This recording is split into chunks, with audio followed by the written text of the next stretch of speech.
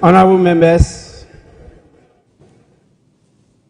the House is extremely privileged to have the presence of His Excellency John Dramani Mahama,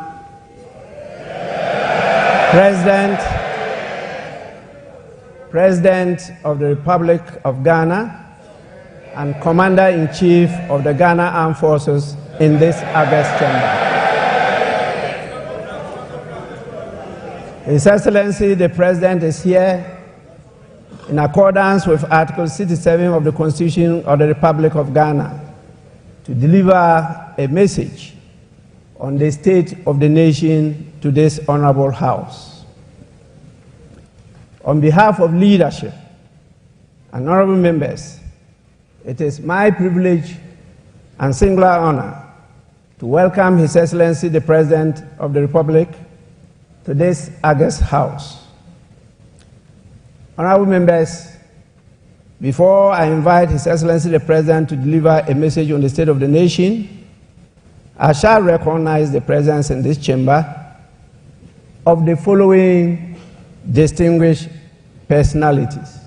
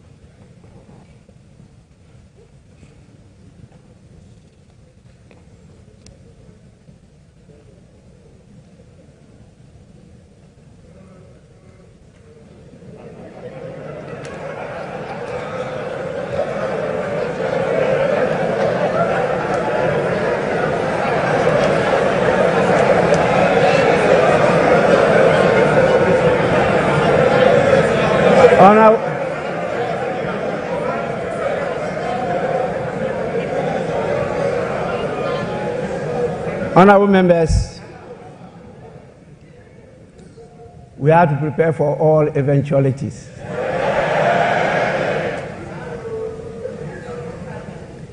We have the following distinguished dignitaries with us. Definitely, after welcoming His Excellency the President, he is not here alone. He's present here with his spouse, by the name Her Excellency Lordina Mahama. We have the Vice President, Her Excellency Professor Nana Jane Opoku Ajiman.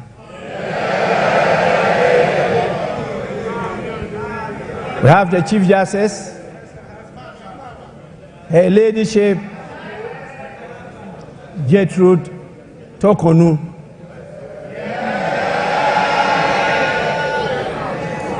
We also have the spouse of the Chief Justice, Mr. Francis Tokonu.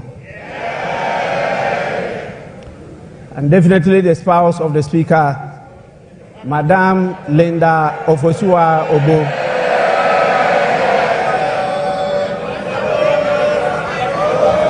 We have the Chief of Staff, Honorable Julius Debra.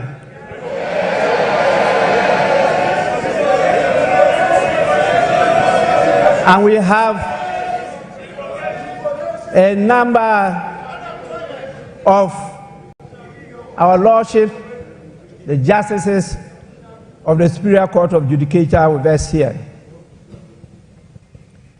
We also have the Chairman of the Council of State, our former Speaker, Right Honorable Eduardo Ajahu.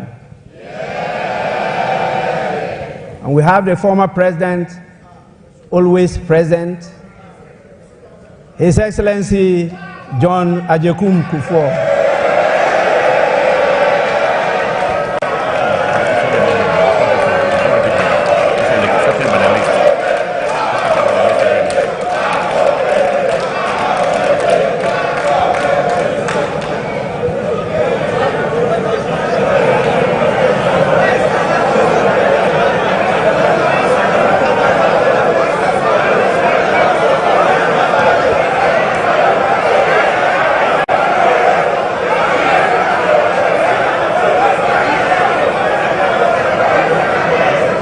members, order, order, order.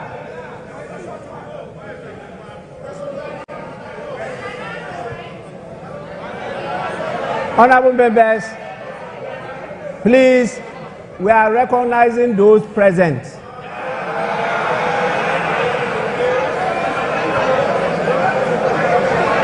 Honorable members, we also have the former First Lady, the evergreen, ever-present, Her Excellency Nana Konadu Agyeman-Rawlings.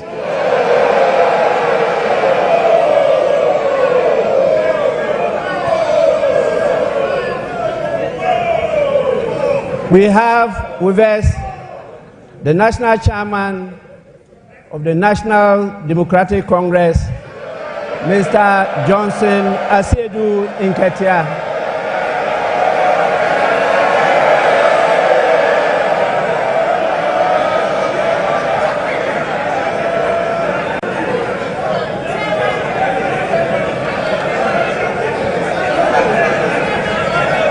We also have the National Chairman of the new Patriotic Party, Mr. Stephen Ayensu Intim.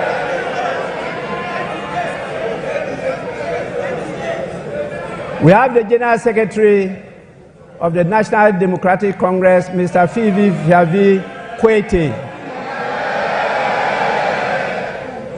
And we have the General Secretary of the new Patriotic Party, Mr. Justin Frimpong Kodia.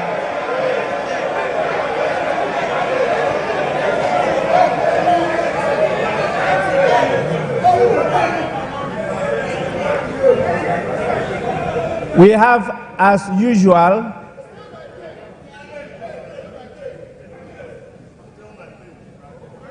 our Excellencies, the diplomatic corps of the various countries in Ghana. You can see, as usual, they have come in their numbers. We are extremely grateful for your presence. And we have the couples, the heads of the various security services with us. And we have our revered chiefs, queens, and queen mothers with us here. And the various heads of all the religious bodies we have in this country. We'll also have the former clerk to Parliament, Mr. Emmanuel Anyimedu, and the recently outgone former clerk to Parliament, Mr. Cyril Kwabena Oteng Insia. Honorable members, in the meantime, this is the list of the dignitaries that I have who are present here with us. May I now, on your behalf, and with the greatest pleasure, invite His Excellency the President to deliver his message. Your Excellency, you may do so now.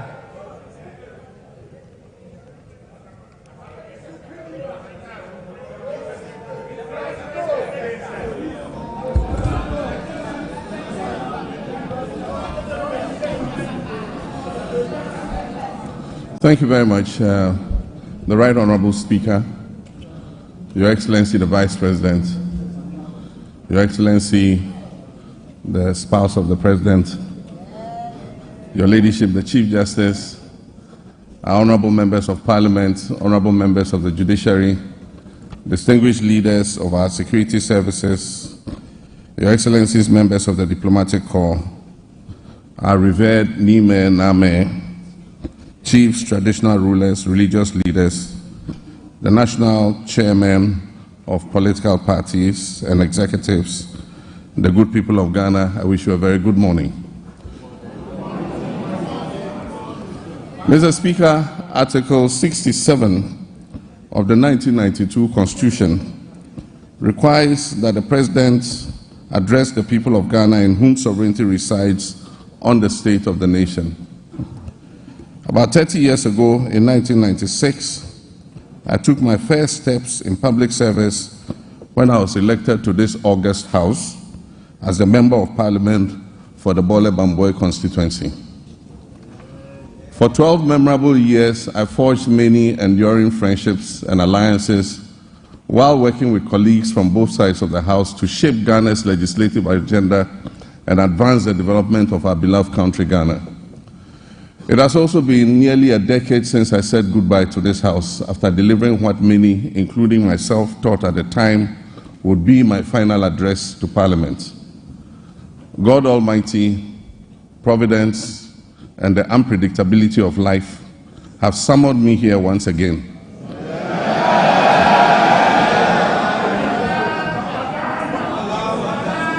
On the back of a historic electoral mandate from the people of Ghana to deliver a message on the state of the nation. That mandate came with an unprecedented majority in Parliament. And here I am once again to deliver a message on the state of the nation. Mr. Speaker, I wish to convey my heartfelt gratitude to Parliament for the prompt vetting and approval of my nominees for ministerial positions. This efficiency is unmatched in the history of the Fourth Republic, demonstrating the strides we can make when we come together in our dedication to serve the people of our great country. I believe that a similar dispatch will be applied to the approval process for my deputy ministerial nominees. This will enable them to promptly assume office and assist their ministers in delivering our noble vision of resetting our dear nation. In making the nominations and considering the numbers involved, I considered the long expressed sentiment of the Ghanaian people about the sheer size of previous administrations and their associated cost implications. I trust that this significant reduction to 60 ministers and deputy ministers, including regional ministers, will set the stage for further reductions in the size of future governments. With the inauguration of the Council of State, we can begin appointing the staff of the presidency. I intend to significantly reduce the number of staff compared to what existed under previous administrations. All this is aimed at leading by example in cutting down government expenditure and reducing the budget deficit. Let me begin, Mr. Speaker, by invoking the timeless words of the hymnist John Oatman Jr., who encourages us to count our blessings and name them one by one. Yes, we're a nation troubled on many fronts, but we also have many blessings, among which is a now firmly established democracy that, for all its imperfections, has enabled 4 peaceful transfers of power in our land. Nestled in a sub-region that is often plagued by strife and political instability, there's a good reason to take sober satisfaction that these successful, peaceful power transfers have become routine. Mr. Speaker, 50 days ago, I took the solemn oath to assume leadership of this country and serve with truth and humility. This was preceded a month earlier by a watershed election that promised to revive our nation's fortunes and give us a new lease of life. The election result gave us an important opportunity to change course and move off the slippery slopes our country had been descending that had caused so much economic pain, suffering, and grief to our people. In their collective wisdom and with resounding clarity, the Ghanaian people chose to chart a new path to reset the country's economy. And through their votes, they made it clear that they will henceforth demand the highest standards of governance from those they put in positions of leadership. The good people of Ghana elected me to office with a historic electoral margin of nearly 1.7 million votes.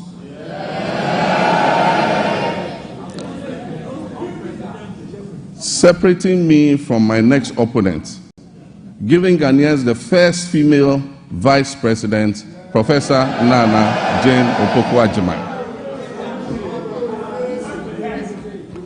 For the National Democratic Congress, NDC, that resounding victory is a selfless call to duty from a people who are tired of years of economic hardship and poor governance. That call therefore places an obligation on us and all who serve, including legislators from both sides of the House, to do our utmost with decency and humility to change the circumstances and the state of our country.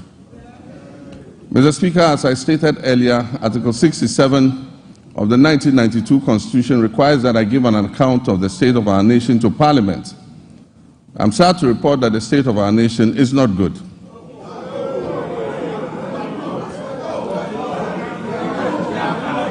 Our economy is in crisis and our people are suffering unprecedented hardships.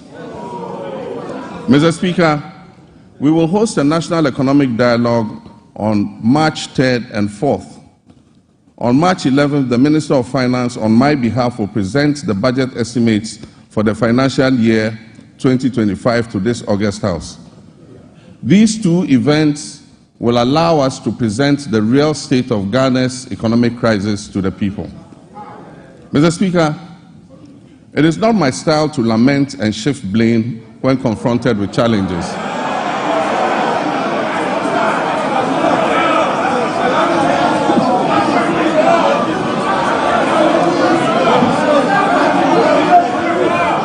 Mr. Speaker, it's not my style to lament and shift blame when confronted with challenges.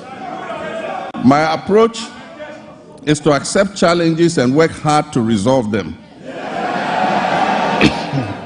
Indeed, this is precisely what the people of Ghana elected me to do. I have therefore not come here to lament on the state of our country,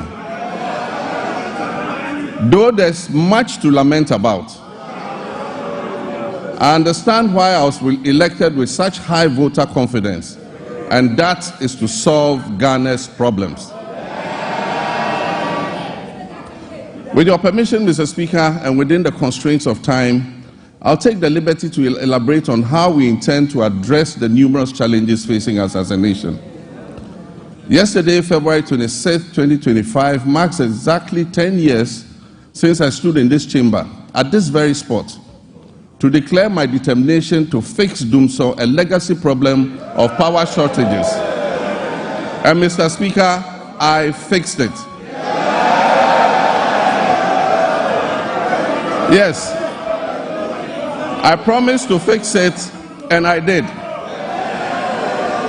And I wish to place firmly on record that from January 2016 until I handed over the administration of this country on January 7, 2017, there was no power rationing or load management in Ghana. Mr. Speaker, today, inspired by the Almighty God and propelled by the massive mandate given to me by the good people of Ghana, I am moved to make a similar purposeful and bold declaration that I, John Dramani Mahama, I will fix the economic crisis confronting our country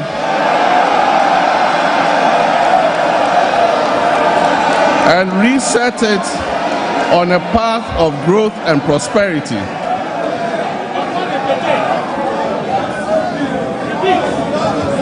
That I will fix the economic crisis confronting our country and reset it on a path of growth and prosperity.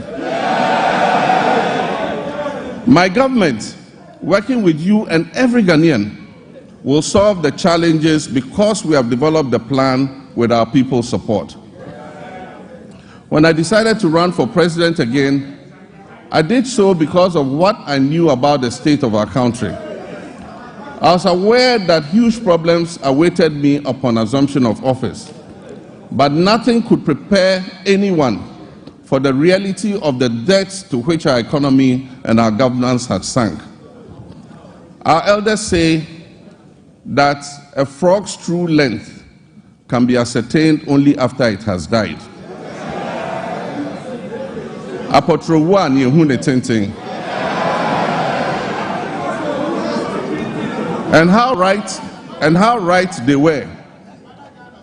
It is common knowledge that our economy is in dire straits, which is putting it mildly, because an initial assessment of the books we have discovered, after initial assessment of the books, we have discovered that our economic problems are much deeper than was previously known.